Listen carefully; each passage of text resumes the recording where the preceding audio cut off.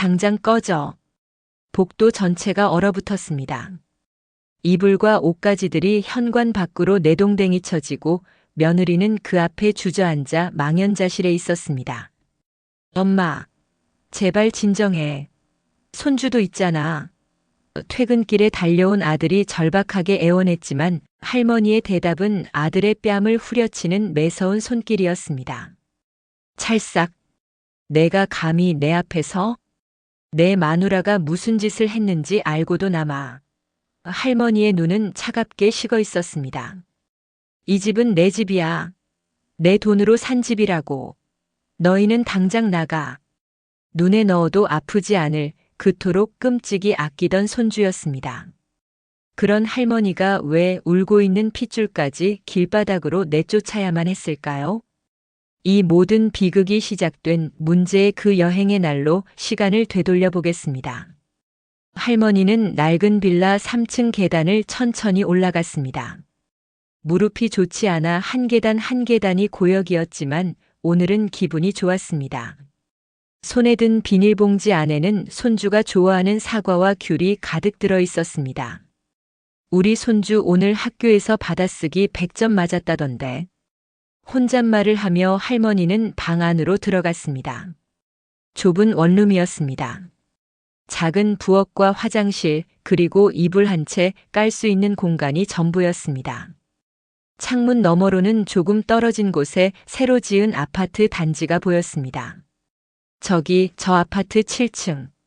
저곳에 우리 아들 가족이 살고 있습니다. 할머니는 창가에 서서 아파트를 바라보며 미소를 지었습니다. 평생 모은 돈을 모두 털어서 사준 집이었습니다. 은행 통장을 해지하던 날 창구 직원이 물었습니다. 어르신, 이렇게 목돈을 한꺼번에 빼시면 노후 대비가. 괜찮아요. 우리 손주 좋은 데서 살게 해주는 게 더 중요하니까요. 할머니에게는 그것으로 충분했습니다. 손주가 넓은 방에서 뛰어놀고 좋은 학교에 다니고 따뜻한 집에서 자랄 수 있다면 말입니다. 자신은 이 좁은 빌라에서 살아도 행복했습니다. 며느리 생각을 하면 더욱 마음이 짠했습니다. 결혼 전부터 며느리는 말수가 적고 조용한 편이었는데 결혼 후 친정 이야기가 나올 때마다 눈시울을 붉히곤 했습니다. 한 번은 할머니가 조심스럽게 물었습니다. 얘야, 혹시 친정 부모님께서? 며느리는 고개를 저으며 대답했습니다. 아니에요, 어머니. 그냥 집안 사정이 좀 어려워서요. 아버지 사업이 안 되셔서. 그래서 결혼할 때도 한 푼도 보탤 수가 없었어요. 며느리의 목소리는 떨렸고 눈가에는 눈물이 맺혔습니다. 제가 시집 올 때 빈손으로 왔잖아요. 정말 죄송해요, 어머니. 할머니는 며느리의 손을 꽉 잡았습니다. 그런 소리 하지 마. 우리가 가족인데 뭐가 미안해. 내가 우리 아들 잘 돌봐주고 손주 잘 낳아주고 키워주는 게 어디야. 그 후로도 며느리는 종종 할머니 앞에서 친정 이야기만 나오면 울먹였습니다. 할머니는 그런 며느리가 더욱 안쓰러웠습니다. 그래서 집을 사줄 때도 며느리 몫까지 생각했습니다. 친정에서 한 푼도 못 받았으니 내가 더 해줘야지. 할머니는 아들을 불러 말했습니다. 아들아, 너희 집 장만하는 건 내가 할게. 내 마누라 친정이 어려우니까 우리가 다 해야지. 아들은 난색을 표했습니다. 엄마, 그럼 엄마는 어떻게 살아요? 그 돈은 엄마 노후 자금인데. 괜찮아. 엄마는 이 빌라에서도 충분히 살 수 있어. 그것보다 우리 손주가 좋은 집에서 사는 게 더 중요하지. 결국 할머니는 평생 모은 돈 전부를 털어 아들 가족 명의로 아파트를 사줬습니다. 계약서에 도장을 찍던 날 며느리가 할머니를 꽉 껴안으며 울었습니다. 어머니, 정말 감사해요. 평생 은혜 잊지 않을게요. 할머니는 며느리의 등을 토닥이며 말했습니다. 우리가 가족인데 뭘. 손주 잘 키우기만 해. 그날 이후 몇 년이 흘렀습니다. 손주는 초등학교에 입학했고 아들은 회사에서 승진했으며 며느리는 알뜰하게 살림을 꾸렸습니다. 할머니는 일주일에 두세 번 아들 집에 들러 손주와 놀아주고 며느리가 만들어준 저녁을 먹고 돌아왔습니다. 어머니, 오늘은 여기서 주무시고 가세요. 며느리가 권했지만 할머니는 손사래를 쳤습니다. 아니야, 괜찮아. 너희 편하게 있어야지. 엄마는 집에 가서 자는 게 더 편해. 사실은 좁은 빌라가 불편했지만 할머니는 아들 가족에게 짐이 되고 싶지 않았습니다. 젊은 부부가 자유롭게 살 수 있도록 적당한 거리를 유지하는 게 맞다고 생각했습니다. 그렇게 평범하고 행복한 나날들이 이어졌습니다. 할머니는 매일 아침 일어나 창문을 열고 저 멀리 보이는 아파트를 바라보며 하루를 시작했습니다. 오늘도 우리 손주는 잘 지내겠지? 그것만으로도 할머니는 충분히 행복했습니다. 자신의 희생이 가족의 행복이 되었다는 사실이 할머니에게는 그 무엇보다 큰 보람이었습니다. 어느 날 아들이 전화를 걸어왔습니다. 엄마, 우리가 엄마한테 효도 여행 보내드릴게요. 제주도 패키지 여행인데 엄마 평생 제주도 한 번도 안 가보셨잖아요. 할머니는 손사래를 쳤습니다. 아니야, 괜찮아. 그 돈으로 너희가. 엄마 돈으로 사는 거 아니에요. 우리가 돈 모아서 보내드리는 거예요. 제발 한 번만 다녀오세요. 며느리도 전화를 바꿔받았습니다. 어머니, 평생 우리 위해 고생만 하셨잖아요. 이번에는 어머니 좀 쉬세요. 네. 할머니는 결국 아들 가족의 성화에 못 이겨 제주도 여행을 승낙했습니다. 사실 한 번도 여행다운 여행을 가본 적이 없었기에 마음 한구석이 설레기도 했습니다. 그래, 이번 한 번만. 할머니는 여행 가방을 싸며 창밖의 아파트를 다시 한번 바라봤습니다. 여행 다녀오면 손주한테 선물을 사줘야겠다고 생각하며 할머니는 작은 미소를 지었습니다. 그때만 해도 이 여행이 모든 것을 바꿔놓을 줄은 꿈에도 몰랐습니다. 제주공항에 도착한 할머니는 설렘 반 긴장 반으로 가이드를 따라 관광버스에 올랐습니다. 패키지 여행은 처음이라 모든 게 낯설었지만 같은 여행단 사람들이 하나둘 말을 걸어주며 분위기는 금세 화기애애해졌습니다. 어머님 혼자 오셨어요? 옆자리에 앉은 중년 여성이 물었습니다. 네, 아들이 보내줘서 왔어요. 아이고, 효자 두셨네요. 저도 딸이 보내줘서 왔어요. 버스는 첫 일정지인 성산 일출봉으로 향했습니다. 창밖으로 펼쳐진 푸른 바다와 제주의 풍경에 할머니는 감탄을 연발했습니다. 평생 서울 근교에서만 살았던 할머니에게 제주도는 마치 다른 세상 같았습니다. 첫날 저녁 호텔에 짐을 풀고 로비로 내려온 할머니는 멈칫했습니다. 로비 소파에 앉아있는 낯익은 두 사람. 며느리의 부모, 즉 사돈 부부였습니다. 할머니는 잠시 망설였습니다. 사돈과는 결혼식 때 딱 한 번 본 이후로 연락을 주고받지 않았습니다. 며느리가 친정과 거리를 두고 싶어 한다고 했기에 할머니도 굳이 연락하지 않았던 것입니다. 어머, 저분들이 여기를. 사돈 부부도 할머니를 발견했습니다. 잠깐 당황한 기색이 역력했지만 곧 사돈 어른이 먼저 다가왔습니다. 아니, 사돈 어른. 어떻게 여기를. 아이고, 사돈 어른. 저희도 제주도 여행 왔습니다. 어색한 인사가 오갔습니다. 알고 보니 두 집안 모두 같은 여행사의 패키지를 신청했는데 출발 날짜가 하루 차이였던 것입니다. 할머니 일행은 어제 도착했고 사돈 일행은 오늘 도착한 것이었습니다. 그런데 숙소가 같은 호텔이었습니다.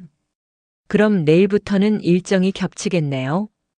가이드에게 확인해 보니 관광 코스가 거의 비슷했습니다. 결국 앞으로 며칠간은 자주 마주칠 수밖에 없는 상황이었습니다. 그럼 뭐 인연인데 함께 다니시죠.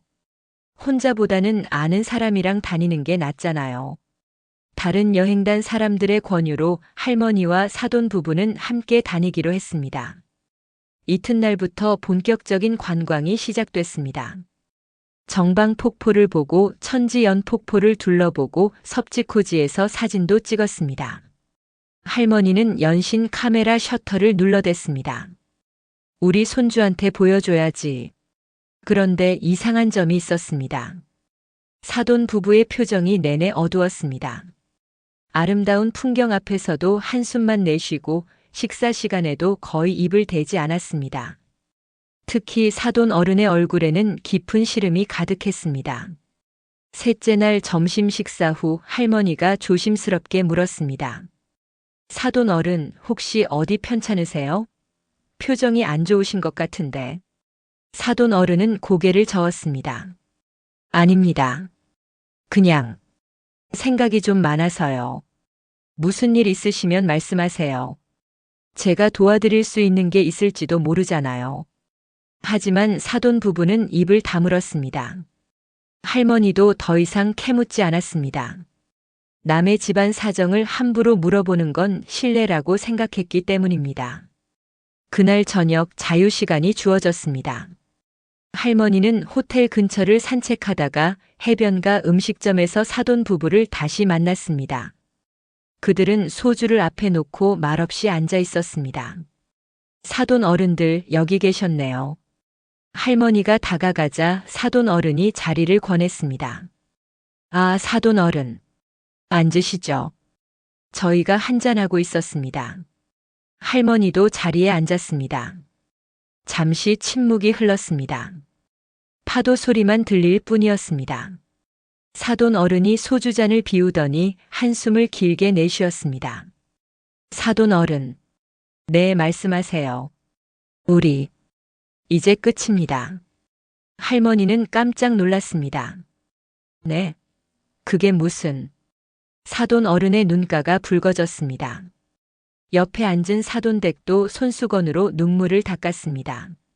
사실은 이번 여행이 우리 인생 마지막 여행일지도 모릅니다.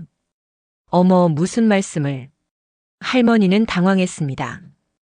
혹시 큰 병이라도 걸리신 건가 싶어 가슴이 철렁했습니다. 건강이 안 좋으신 겁니까? 사돈 어른은 고개를 저었습니다. 건강은 괜찮습니다. 그런데 그는 말을 잇지 못하고 또다시 소주잔을 들이켰습니다. 취기가 오르는지 그의 목소리는 점점 떨렸습니다. 돈이 없습니다. 한 푼도. 네. 평생 모은 돈 전부 다 썼습니다. 아니, 써버렸습니다. 할머니는 무슨 말인지 이해할 수 없었습니다.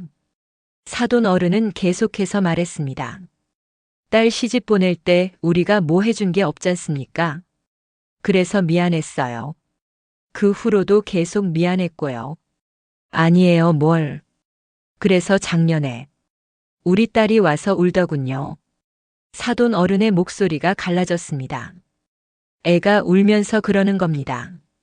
시댁이 어려워서 집도 못 구하고 있다고. 애기도 있는데 전세집에서 쫓겨날 것 같다고. 그래서 우리한테 도와달라고. 할머니의 심장이 쿵 하고 내려앉는 느낌이었습니다. 그래서 어떻게 하셨는데요? 우리가 가진 거라곤 노후 자금밖에 없었습니다. 예금이랑 적금 다 합쳐서 4억 원 정도 됐는데 사돈 어른은 손으로 얼굴을 감쌌습니다. 그걸 다 딸한테 줬습니다. 집 사라고. 할머니는 숨이 막혔습니다. 머릿속이 하얘졌습니다. 그럼 지금요? 우리 손에 남은 건 이번 달 생활비 100만 원이 전부입니다.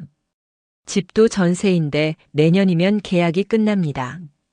사돈댁이 흐느끼기 시작했습니다. 우리가 바보였어요. 딸애가 그렇게 울면서 매달리는데 어떻게 거절하겠어요. 손주 얼굴이 자꾸 떠올라서 할머니는 입술을 깨물었습니다. 뭔가 이상했습니다. 뭔가 굉장히 이상했습니다. 집을 사돈 내서 사줬다고. 할머니의 머릿속에서 경보음이 울리기 시작했습니다. 하지만 아직은 확신할 수 없었습니다. 혹시 다른 집을 말하는 건 아닐까요?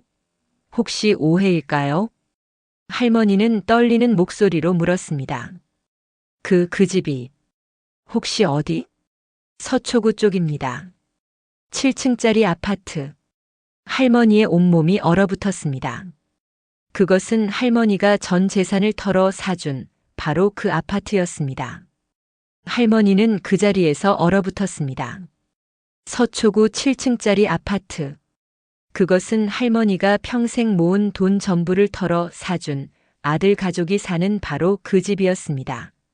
사돈 어른. 할머니의 목소리가 떨렸습니다. 손이 부들부들 떨려서 테이블 위에 물컵을 제대로 잡을 수조차 없었습니다.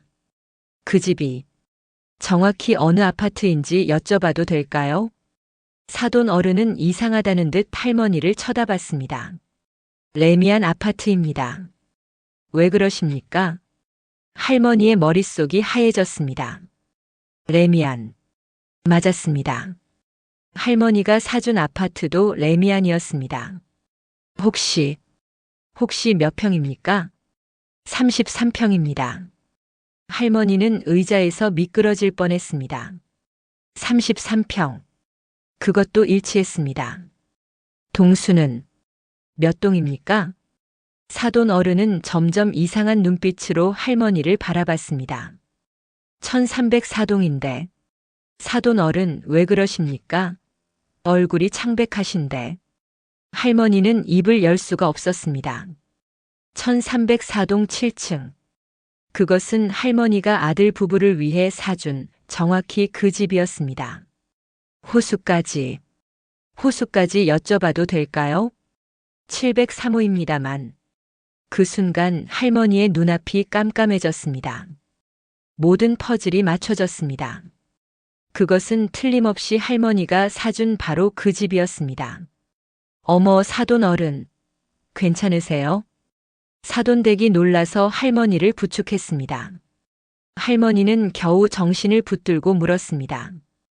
그 집을 언제 사셨습니까? 작년 4월쯤이었습니다. 딸애가 급하다고 해서. 할머니의 기억이 떠올랐습니다. 할머니가 그 집을 산 것은 4년 전 3월이었습니다. 그런데 작년 4월에 사돈 내서 또 샀다는 것은. 잠깐만요. 그럼 그 집을 2번 산 겁니까? 사돈 어른도 고개를 갸우뚱했습니다. 무슨 말씀이신지. 우리가 작년에 처음 산 건데요. 할머니는 심호흡을 했습니다. 정신을 차려야 했습니다. 차근차근 따져봐야 했습니다. 사돈 어른, 제가 여쭤볼 게 있습니다. 따님이 그 집을 사달라고 했을 때 무슨 이유를 대셨습니까? 그야 시댁이 어려워서 집을 못 사준다고 했습니다. 전세 사는 집마저 나가야 할 판이라고. 할머니는 웃음이 나올 뻔했습니다. 웃음이 아니라 비명이었습니다. 시댁이 어렵다고요? 네. 우리 사위 어머니, 그러니까 사돈 어른께서 혼자 사시는데 형편이 어려우시다고. 그래서 집을 못 사주신다고 했습니다. 할머니는 손으로 입을 막았습니다. 비명이 터져 나올 것 같았습니다. 그런데 왜 갑자기 그런 걸 물어보십니까? 할머니는 떨리는 손으로 핸드백을 열었습니다. 안에서 낡은 등기부등본을 꺼냈습니다. 할머니는 그것을 항상 지갑 속에 넣고 다녔습니다. 손주가 사는 집의 등기부등본. 할머니에게는 그것이 자랑이자 보람이었습니다. 이것 좀 보시겠습니까? 사돈 어른이 등기부등본을 받아들었습니다. 그리고 그것을 읽기 시작했습니다. 주소, 동수, 호수, 평수, 그리고 이게. 사돈 어른의 얼굴이 창백해졌습니다. 이게 대체. 등기부등본에는 분명히 적혀 있었습니다. 이건 우리 딸이 사는 집 주소랑 똑같은데. 사돈댁도 등기부등본을 들여다봤습니다. 그리고 자신의 핸드백에서 무언가를 꺼냈습니다. 그건 역시 등기부등본이었습니다. 2장의 등기부등본이 테이블 위에 나란히 놓였습니다. 주소는 똑같았습니다. 레미안 아파트 1304동 703호. 하지만 취득 일자가 달랐습니다. 하나는 4년 전, 하나는 작년. 이게 대체 어떻게 된 겁니까? 사돈 어른의 목소리가 떨렸습니다. 할머니는 천천히 입을 열었습니다. 저는 4년 전에 그 집을 샀습니다. 제 전 재산을 털어서 아들 부부를 위해. 네. 그때 우리 며느리가, 아니, 따님이 그랬습니다.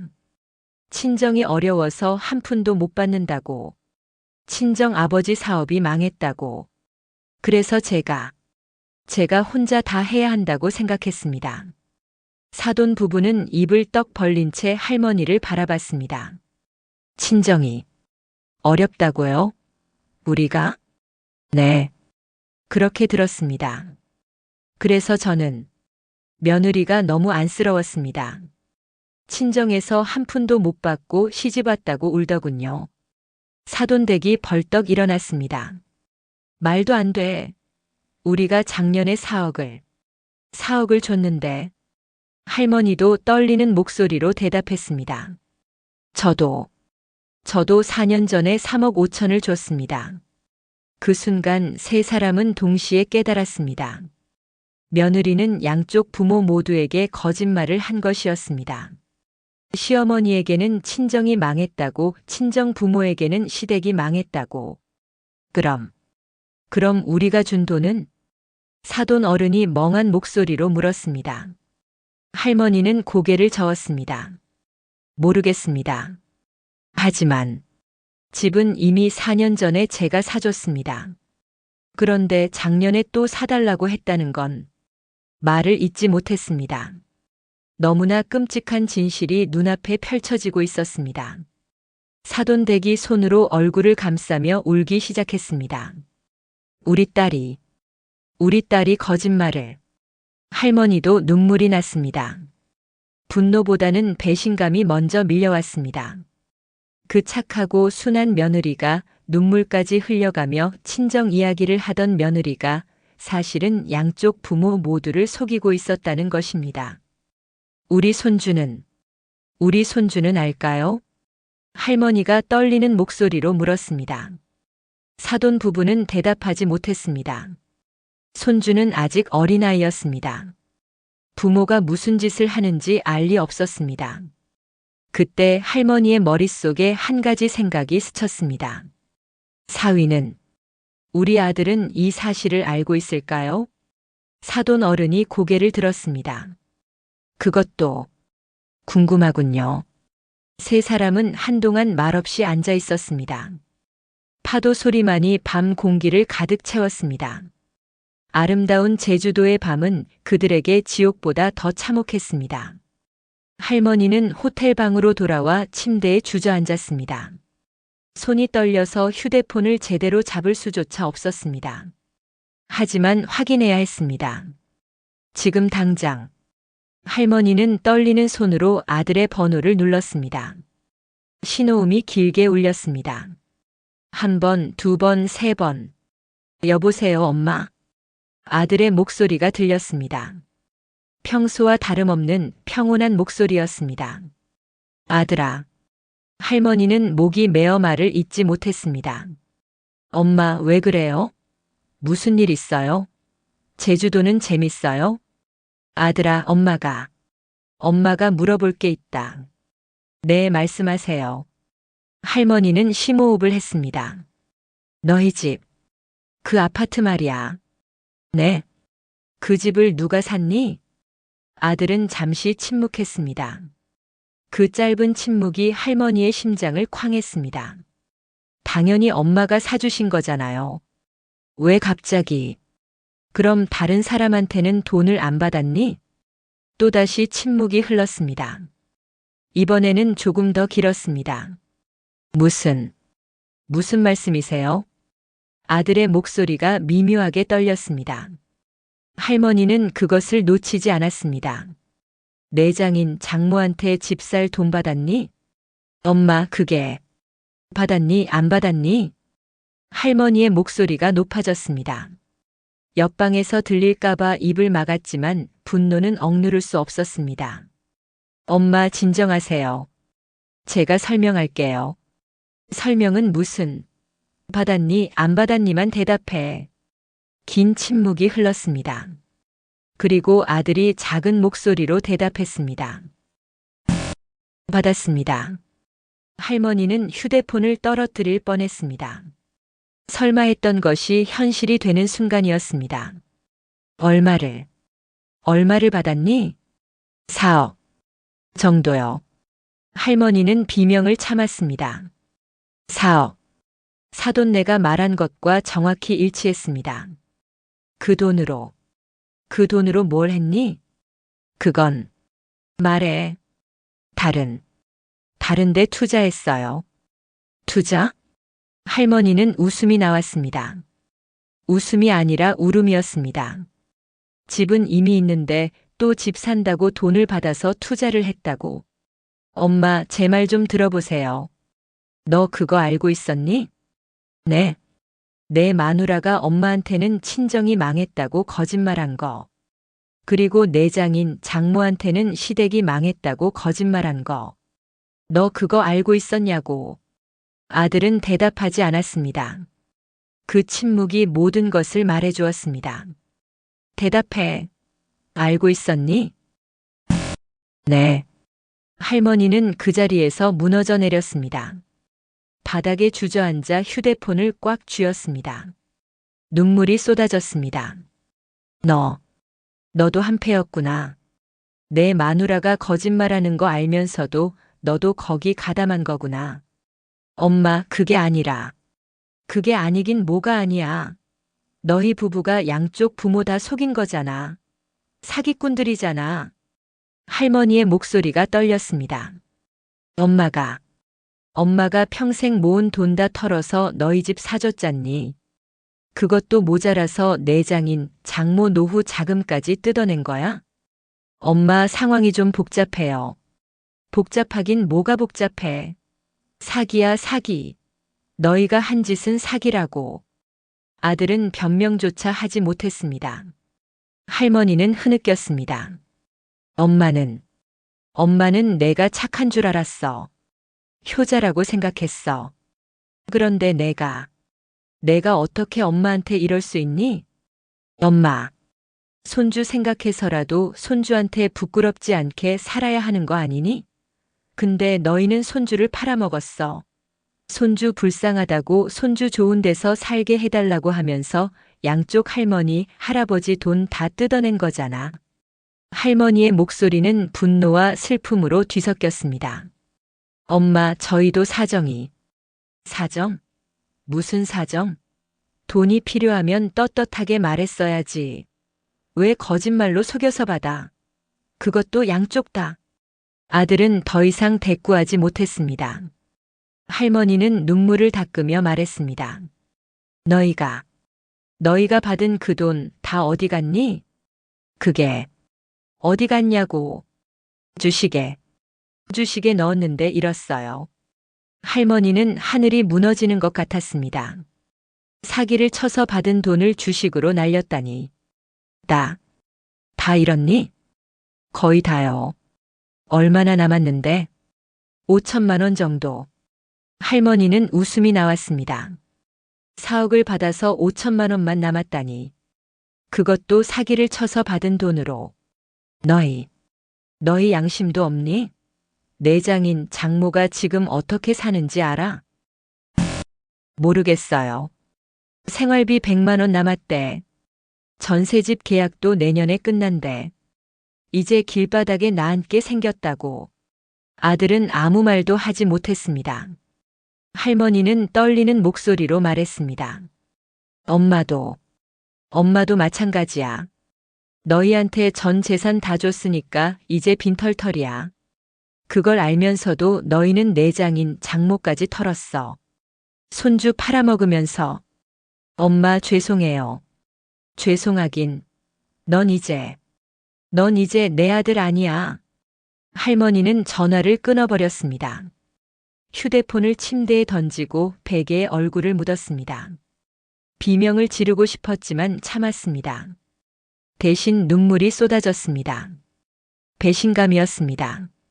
돈을 잃은 것보다 며느리가 사기꾼이었다는 것보다 아들이 그 모든 것을 알고도 거짓말에 동조했다는 사실이 할머니를 무너뜨렸습니다. 내가 뭘 잘못했을까? 할머니는 평생을 돌아봤습니다. 아들을 위해 희생하며 살았습니다. 며느리를 친딸처럼 아꼈습니다. 손주를 위해서라면 무엇이든 해줄 준비가 되어 있었습니다. 그런데 돌아온 것은 배신이었습니다. 할머니는 울다가 지쳐 잠이 들었습니다. 꿈속에서도 아들의 침묵이 들렸습니다. 그 침묵은 긍정이었고 공모였고 배신이었습니다. 새벽에 눈을 뜬 할머니의 눈은 더 이상 눈물이 없었습니다. 대신 차가운 결심이 그 자리를 채우고 있었습니다. 다음 날 아침 할머니는 호텔 조식 식당에서 사돈 부부를 만났습니다. 세 사람 모두 밤새 잠을 이루지 못한 얼굴이었습니다. 눈은 퉁퉁 부어 있었고 표정은 죽은 사람 같았습니다. 사돈 어른. 할머니가 먼저 입을 열었습니다. 어젯밤에 제가 우리 아들한테 전화했습니다. 사돈 부부는 할머니를 바라봤습니다. 그 결과가 어떻게 됐습니까? 할머니는 고개를 떨궜습니다. 우리 아들. 다 알고 있었습니다. 사돈댁이 손으로 입을 막았습니다. 세상에. 며느리가 거짓말하는 것도 알았고 양쪽에서 돈 받는 것도 알았습니다. 그리고 같이 속인 겁니다. 사돈 어른은 주먹으로 테이블을 쳤습니다. 조식 식당의 다른 손님들이 놀라서 쳐다봤지만 그는 신경 쓰지 않았습니다. 저희도 어젯밤에 딸한테 전화했습니다. 할머니는 고개를 들었습니다. 뭐라고 하던가요?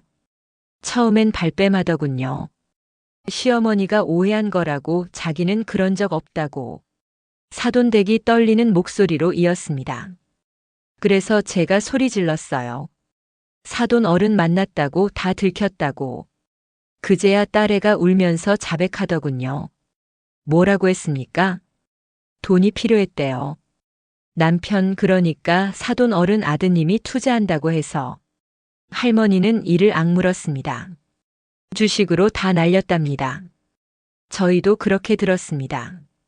세 사람은 한동안 말없이 앉아 있었습니다.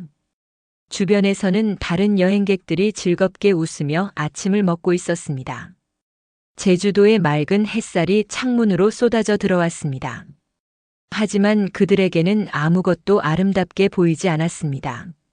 이제 어떻게 하실 겁니까? 사돈 어른이 물었습니다. 할머니는 천천히 고개를 들었습니다. 모르겠습니다. 하지만 가만히 있을 수는 없습니다. 저희도 마찬가지입니다. 그날부터 남은 여행 일정은 그야말로 지옥이었습니다.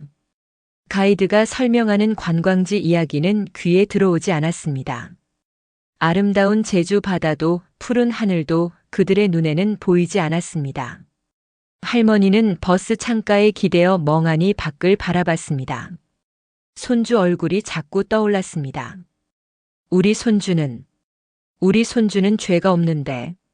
손주는 이제 겨우 8살이었습니다.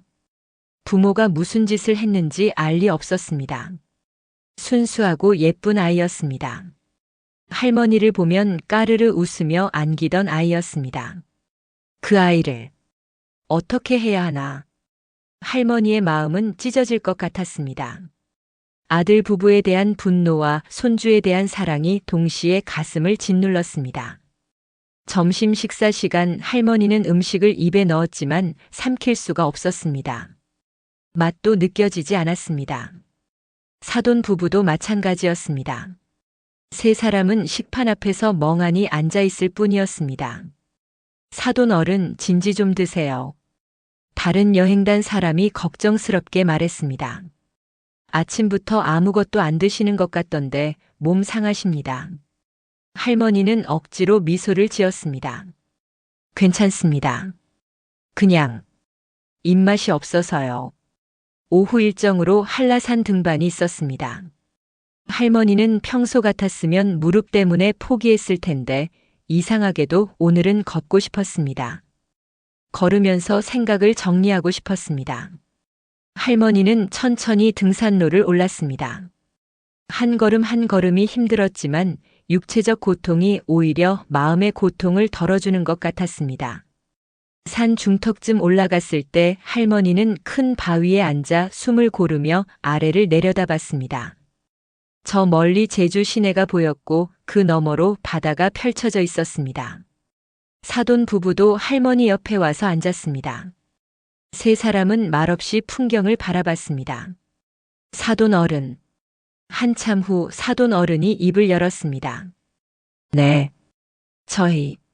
저희는 이제 어떻게 살아야 할까요? 할머니는 대답할 수 없었습니다. 자신도 같은 질문을 스스로에게 던지고 있었기 때문입니다. 돈도 없고 집도 곧 나가야 하고 몸도 이제 예전 같지 않고 사돈댁이 눈물을 흘렸습니다. 평생을 성실하게 살았는데 이렇게 끝나는 건가 싶어요. 그것도 친딸한테 당하다니. 할머니도 눈물이 났습니다. 하지만 이제는 울고 싶지 않았습니다. 울어봤자 달라지는 건 없었습니다. 사돈 어른. 할머니가 말했습니다. 우리 가만히 당하고만 있으면 안 됩니다. 하지만 뭘 어떻게 해. 돈을 돌려받아야 합니다. 아니, 최소한 그들이 대가를 치르게 해야 합니다. 사돈 어른이 고개를 끄덕였습니다. 그래야죠. 하지만 어떻게 해. 할머니는 아직 답을 찾지 못했습니다. 하지만 한 가지는 확실했습니다. 이대로 당하고만 있을 수는 없다는 것. 저녁 시간 호텔로 돌아온 할머니는 다시 아들에게 전화를 걸었습니다. 하지만 아들은 받지 않았습니다. 며느리에게도 전화했지만 역시 받지 않았습니다. 할머니는 문자 메시지를 보냈습니다. 아들아, 엄마다. 제주도에서 돌아가면 우리 얘기 좀 하자. 내장인 장모도 만났다. 다 알게 됐다. 문자는 읽음 표시가 떴지만 답장은 오지 않았습니다. 그날 밤 할머니는 또다시 잠을 이루지 못했습니다. 창밖으로 제주의 밤하늘이 보였습니다. 별이 쏟아질 듯 많았습니다. 아름다운 밤하늘이었지만 할머니의 마음속은 캄캄했습니다. 내가 뭘 해야 할까? 할머니는 밤새 고민했습니다. 분노와 배신감 그리고 손주에 대한 사랑 사이에서 갈등했습니다. 그리고 새벽녘 할머니는 결심했습니다. 아들 부부를 용서할 수는 없다. 하지만 손주는 구해야 한다. 할머니의 눈빛이 변했습니다. 더 이상 눈물도 망설임도 없었습니다. 차갑고 단호한 결심만이 그 자리를 채우고 있었습니다. 여행 마지막 날 공항으로 가는 버스 안에서 할머니는 창밖을 바라보며 생각했습니다. 돌아가면 끝을 봐야겠다. 사돈 부부도 같은 생각인 듯 했습니다. 세 사람은 서울행 비행기에 나란히 앉았습니다. 비행기가 이륙하자 할머니는 눈을 감았습니다. 마음의 준비를 해야 했습니다. 돌아가서 해야 할 일들을 정리해야 했습니다. 비행기는 제주도를 벗어나 서울로 날아갔습니다. 그리고 할머니의 마음속에서는 차가운 복수의 계획이 조금씩 구체화되고 있었습니다. 비행기가 김포공항에 착륙했습니다. 할머니는 사돈 부부와 함께 공항 로비로 나왔습니다. 세 사람은 잠시 서로를 바라봤습니다. 사돈 어른, 저희는 이제 어떻게 하면 좋을까요? 사돈댁이 물었습니다. 할머니는 단호한 표정으로 대답했습니다. 일단 집으로 가십시오. 제가 먼저 우리 아들 부부를 만나보겠습니다. 혼자 가시면 위험하지 않겠습니까? 괜찮습니다. 제가 할 일은 제가 해야죠. 할머니는 사돈 부부와 헤어져 택시를 탔습니다. 기사에게 주소를 말했습니다. 자신이 전 재산을 털어 사준 아들이 사는 아파트 주소였습니다. 택시 안에서 할머니는 휴대폰을 꺼냈습니다. 아들에게 여러 통의 부재중 전화가 있었지만 할머니는 받지 않았습니다. 대신 문자 메시지만 확인했습니다. 엄마, 미안해요. 제가 잘못했어요. 집에 오시면 설명할게요. 할머니는 코웃음을 쳤습니다. 이제 와서 미안하다고. 들킬까봐 전화도 안 받다가 이제 와서 설명하겠다고. 택시가 아파트 단지 앞에 멈췄습니다. 할머니는 요금을 내고 내렸습니다. 저 멀리 1304동이 보였습니다. 7층 703호. 할머니가 평생 모은 돈으로 산 집. 할머니는 아파트 입구로 걸어갔습니다. 경비 아저씨가 인사했습니다. 어머님 오셨어요? 여행 잘 다녀오셨어요? 네, 다녀왔습니다. 할머니는 엘리베이터를 타고 7층으로 올라갔습니다. 703호 앞에 섰습니다. 현관문 비밀번호를 누르려다가 할머니는 멈칫했습니다. 혹시 비밀번호를 바꿨을까? 하지만 비밀번호는 그대로였습니다.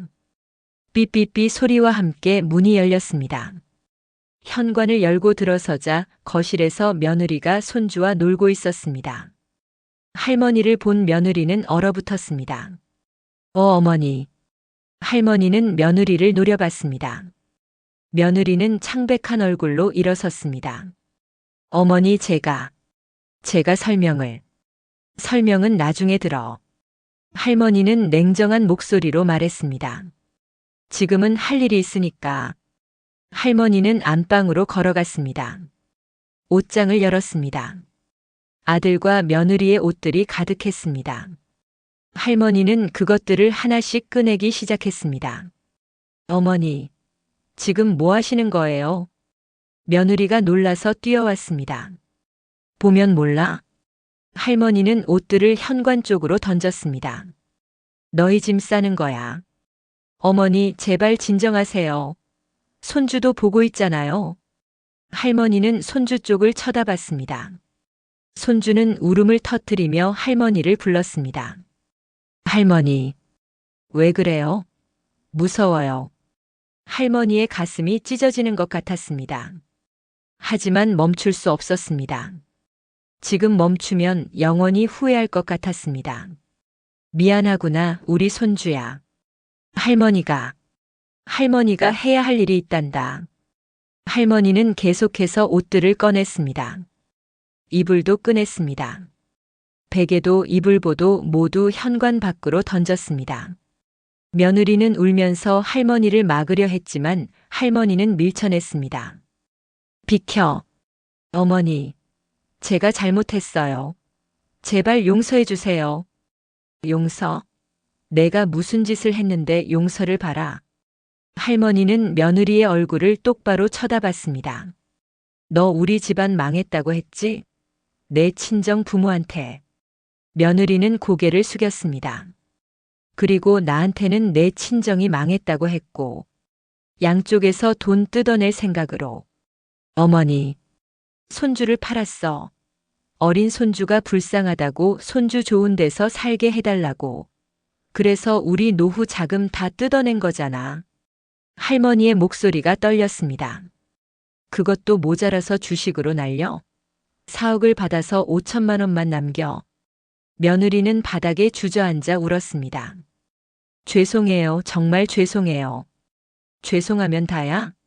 내 부모가 지금 어떻게 사는지 알아? 며느리는 대답하지 못했습니다. 생활비 100만 원 남았대. 집도 곧 나가야 한대. 그것도 모르고 편하게 살고 있었어?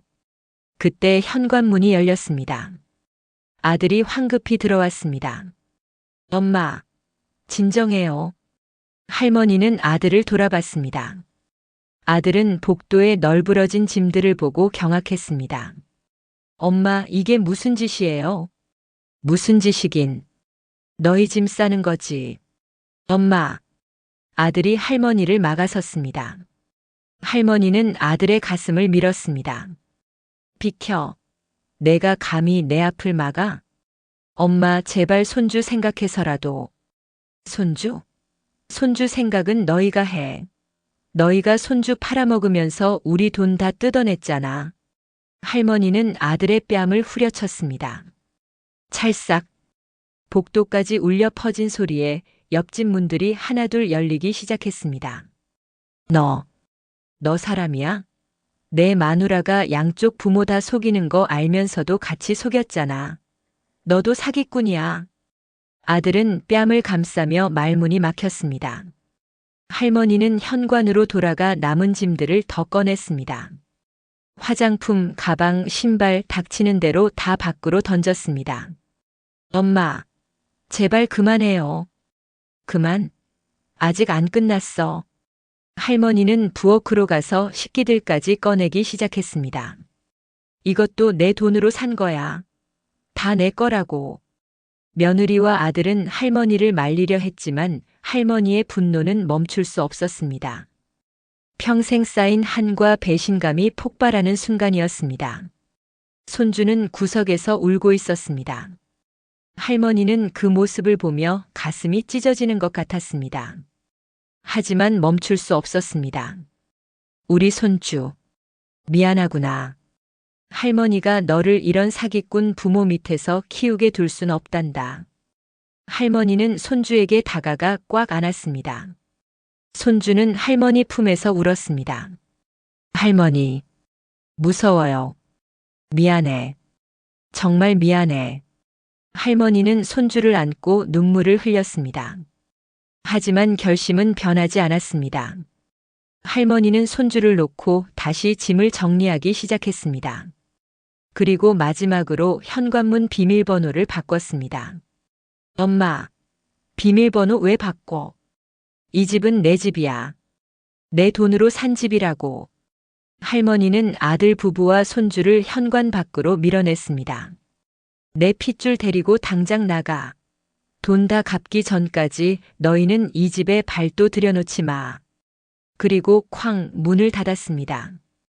복도에서 며느리와 손주의 울음소리가 들렸습니다. 할머니는 문에 등을 기대고 주저앉았습니다. 눈물이 쏟아졌습니다. 하지만 후회는 없었습니다. 이것이 할머니가 할 수 있는 유일한 복수였습니다. 할머니는 문에 기대어 한참을 울었습니다. 복도에서는 며느리와 손주의 울음소리가 점점 멀어져 갔습니다. 아들은 무언가를 외쳤지만 할머니는 듣지 않았습니다. 1시간쯤 지났을까요? 복도가 조용해졌습니다. 할머니는 일어나 집안을 돌아봤습니다. 텅 빈 옷장, 어질러진 거실, 그리고 깊은 침묵. 할머니는 거실 소파에 앉았습니다. 손주가 앉아서 놀던 바로 그 자리였습니다. 할머니는 손으로 소파를 쓰다듬었습니다. 손주의 온기가 아직 남아있는 것 같았습니다. 내가 너무 심했나. 후회가 밀려왔습니다. 손주의 울음 섞인 목소리가 귓가에 맴돌았습니다. 하지만 할머니는 고개를 저었습니다. 아니야. 저 아이를 위해서라도 부모가 책임을 져야 해. 할머니는 휴대폰을 꺼냈습니다. 사돈 어른에게 전화를 걸었습니다. 사돈 어른, 저입니다. 아, 사돈 어른. 어떻게 되셨습니까? 집에서 다 내쫓았습니다. 전화 너머로 긴 침묵이 흘렀습니다. 그러셨습니까? 네. 그리고 비밀번호도 바꿨습니다. 돈 다 갚기 전까진 못 들어오게. 사돈 어른이 한숨을 쉬었습니다.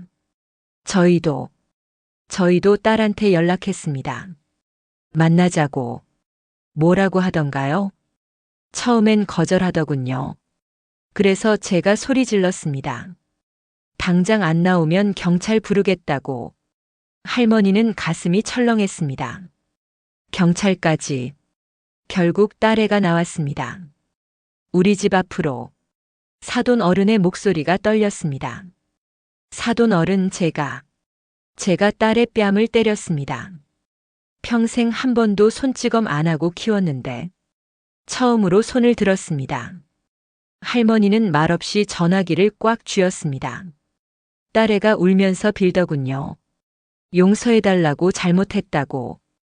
그런데 사돈 어른은 말을 잇지 못했습니다. 그런데 뭡니까?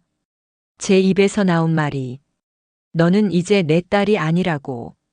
그렇게 말해버렸습니다. 전화 너머로 흐느끼는 소리가 들렸습니다. 사돈댁이 우는 소리였습니다. 우리 둘 다 너무 늙었습니다. 이제 다시 일해서 돈 벌 수도 없고, 그런데 노후 자금은 다 털렸고, 앞으로 어떻게 살아야 할지. 할머니도 눈물이 났습니다. 사돈 어른, 저도 마찬가지입니다. 이제 저도 빈털털이에요. 그나마 사돈 어른은 집이라도 있지 않습니까? 저희는 전세인데. 아닙니다. 제 빌라도 전세입니다. 내년이면 계약 끝나요. 두 사람은 한동안 말없이 전화기만 붙들고 있었습니다. 다음 날 할머니는 변호사를 찾아갔습니다. 무료 법률 상담소였습니다. 젊은 변호사가 할머니의 이야기를 들었습니다. 어르신, 이건 명백한 사기입니다. 고소하실 수 있어요. 그런데 그 사람들이 제 아들이고 며느리입니다. 변호사는 난처한 표정을 지었습니다. 가족 간의 일이라. 복잡하긴 하지만 법적으로는 사기죄가 성립됩니다. 특히 양쪽 부모를 동시에 속인 건 명백한 범죄 의도가 있었다는 증거고요. 고소하면 감옥에 갑니까? 그럴 가능성이 높습니다. 피해 금액도 크고 계획적인 범행이었으니까요. 할머니는 고민에 빠졌습니다. 아들을 감옥에 보낸다. 며느리를 고소한다. 그럼 손주는 어떻게 됩니까? 변호사는 안타까운 표정으로 말했습니다. 부모가 구속되면 아마 다른 친척이 맡거나 최악의 경우 시설에. 할머니는 고개를 저었습니다. 안 됩니다. 그건 안 돼요. 할머니는 상담소를 나왔습니다. 고소는 할 수 없었습니다. 손주가 시설에 간다니 그건 상상도 할 수 없는 일이었습니다. 사흘째 되던 날 아들이 전화를 걸어왔습니다. 할머니는 받지 않았습니다. 5번째 전화에서야 받았습니다. 엄마. 아들의 목소리는 초라했습니다. 엄마, 제발 문 좀 열어주세요. 저희 갈 데가 없어요. 모텔 가든지 친구 집 가든지. 손주가 할머니 보고 싶다고 매일 울어요. 할머니의 가슴이 찢어지는 것 같았습니다. 그건 내 책임이야. 엄마, 돈부터 갚아. 내장인 장모한테 받은 돈. 그거 다 갚고 오면 그때 생각해 볼게. 엄마, 그 돈은 이미 주식으로 날렸다며? 그럼 이래서 갚아. 평생 걸려도 갚아. 할머니는 전화를 끊었습니다. 일주일이 지났습니다. 할머니는 혼자 넓은 아파트에서 지냈습니다. 33평이 너무 넓게 느껴졌습니다. 빌라 원룸이 더 익숙했던 할머니에게 이 집은 너무 커다랗고 텅 비어 있었습니다. 거실에서 혼자 밥을 먹으며 할머니는 손주 생각을 했습니다. 저 아이는 지금 어디서 자고 있을까요? 밥은 잘 먹고 있을까요? 학교는 가고 있을까요? 할머니는 손주 학교 앞으로 갔습니다. 학교 시간에 맞춰서 저 멀리서 손주가 나오는 게 보였습니다. 며느리가 손주 손을 잡고 걸어가고 있었습니다. 손주의 옷차림이 초라해 보였습니다. 예전에 할머니가 사준 깨끗한 옷들이 아니었습니다. 며느리도 여인 것 같았습니다. 할머니는 멀리서 그들을 지켜봤습니다. 다가가고 싶었습니다. 손주를 안아주고 싶었습니다. 하지만 참았습니다. 아직은 안 돼. 할머니는 돌아섰습니다. 눈물을 참으며 집으로 돌아왔습니다. 그날 밤 사돈 어른에게서 전화가 왔습니다. 사돈 어른, 저희 결정했습니다. 무슨 결정을 말입니까? 딸을 고소하기로 했습니다. 할머니는 깜짝 놀랐습니다. 네. 더 이상 참을 수 없습니다. 법의 심판을 받게 해야죠. 하지만 손주는 사돈 어른께서 맡아주실 수 있습니까? 할머니는 말문이 막혔습니다. 딸과 사위가 구속되면 손주를 맡아줄 사람이 필요합니다. 사돈 어른, 부탁드립니다. 할머니는 대답할 수 없었습니다. 손주를 맡는다는 건 다시 모든 걸 용서한다는 뜻일까요? 아니면 손주만은 지킨다는 뜻일까요? 생각해 보시고 연락 주십시오. 저희는 내일 경찰서에 갑니다. 전화가 끊겼습니다. 할머니는 한참을 멍하니 앉아 있었습니다. 밤이 깊어갔습니다. 할머니는 창밖을 바라봤습니다. 저 멀리 예전에 살던 빌라가 보였습니다. 그때가 더 행복했던 것 같았습니다.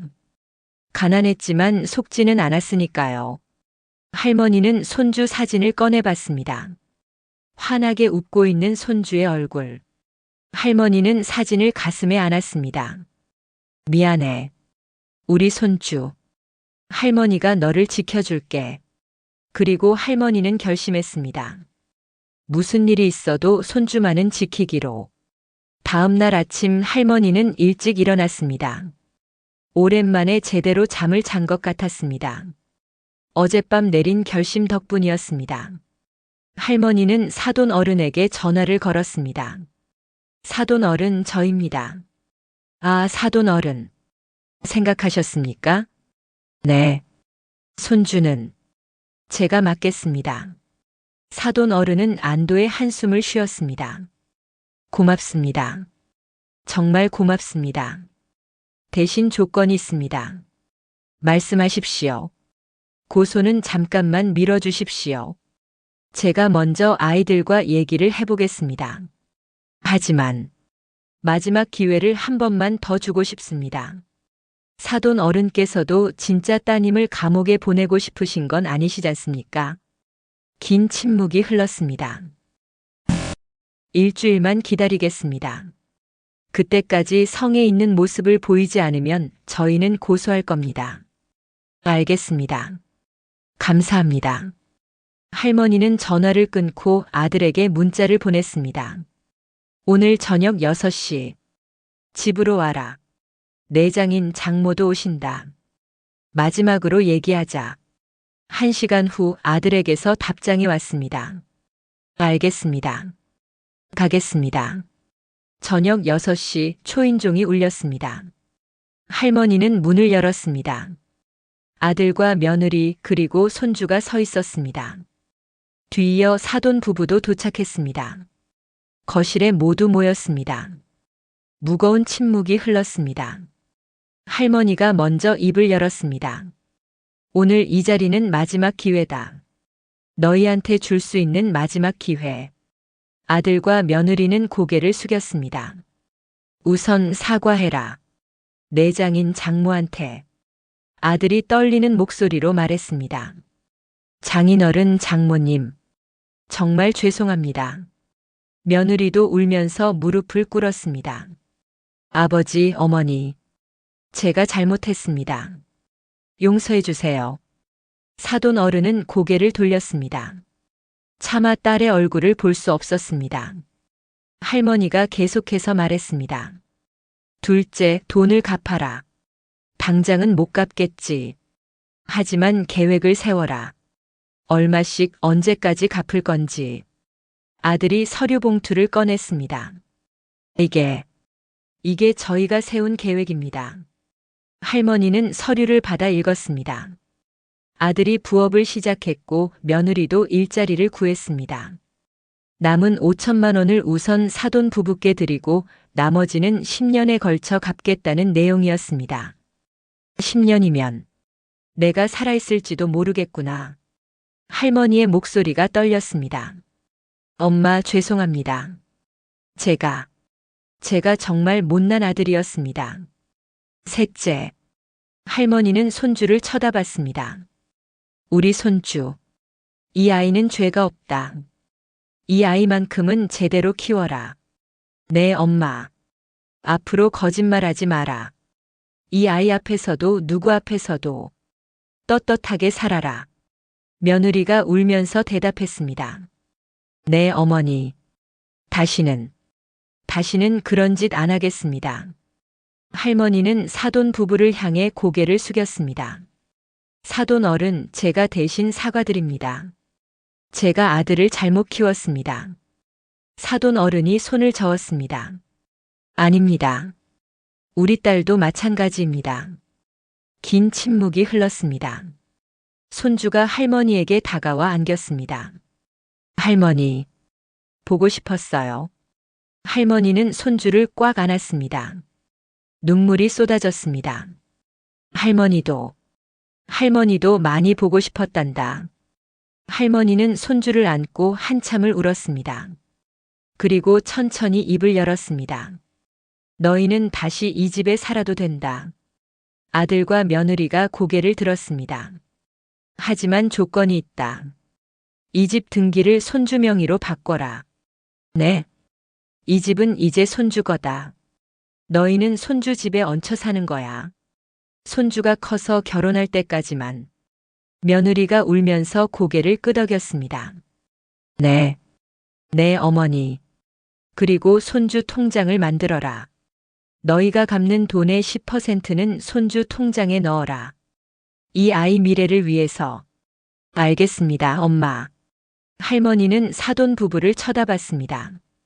사돈 어른, 이 정도면 고소는 하지 않으셔도 되겠습니까? 사돈 부부는 서로를 쳐다봤습니다. 그리고 천천히 고개를 끄덕였습니다.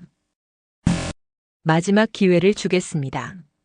하지만 약속을 어기면 그땐 정말 고소할 겁니다.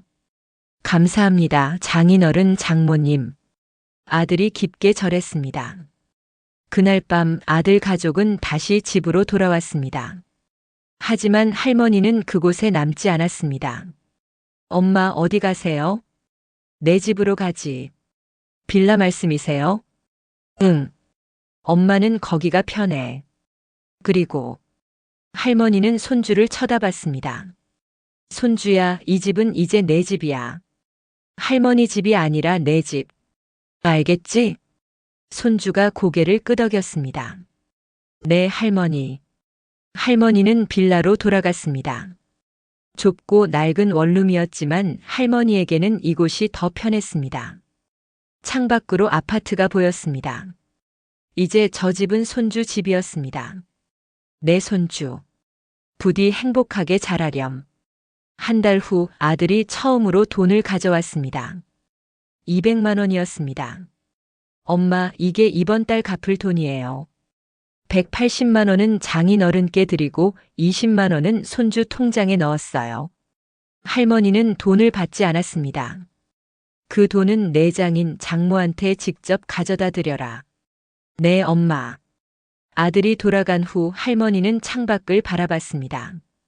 저 멀리서 손주가 친구들과 뛰어노는 게 보였습니다. 아이는 웃고 있었습니다. 할머니는 미소를 지었습니다. 이렇게 끝나는 거구나. 배신도 있었고 눈물도 있었고 분노도 있었습니다. 하지만 결국 남은 건 가족이었습니다. 상처받았지만 끊을 수 없는 가족. 할머니는 사돈 어른에게 전화를 걸었습니다. 사돈 어른, 저입니다. 아, 사돈 어른. 우리 사위가 돈 가져갔던가요? 네. 방금 다녀갔습니다. 그래요. 10년이 길지만 우리가 그때까지 살아있을까요? 할머니는 웃음이 나왔습니다. 쓸쓸한 웃음이었습니다. 살아있어야죠. 손주 보면서. 그러게요. 손주라도 있으니. 두 사람은 한참을 통화하며 손주 이야기를 했습니다. 배신한 자식들 이야기가 아니라 순수한 손주 이야기를. 통화를 끝내고 할머니는 다시 창밖을 바라봤습니다. 해가 지고 있었습니다. 노을이 아름다웠습니다. 할머니는 혼잣말을 했습니다. 그래, 이게 가족이구나. 미워도 배신당해도 결국 놓을 수 없는 게 가족이지. 그리고 할머니는 작은 일기장을 꺼내 적었습니다. 오늘 나는 용서를 선택했습니다. 잊지는 못하겠지만 용서는 할 수 있습니다. 내 손주를 위해서. 그리고 나를 위해서. 창밖에서 손주의 웃음소리가 들렸습니다. 할머니는 그 소리를 들으며 눈을 감았습니다. 행복했던 기억들이 떠올랐습니다. 아들이 어렸을 때 처음 할머니를 엄마라고 불렀을 때, 손주가 태어나던 날 작은 손을 꼭 쥐었을 때, 배신도 있었지만 사랑도 있었습니다. 할머니는 마음속으로 말했습니다.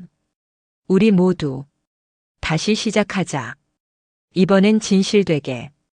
그리고 새로운 하루가 시작되었습니다. 상처투성이지만 그래도 계속되는 삶이.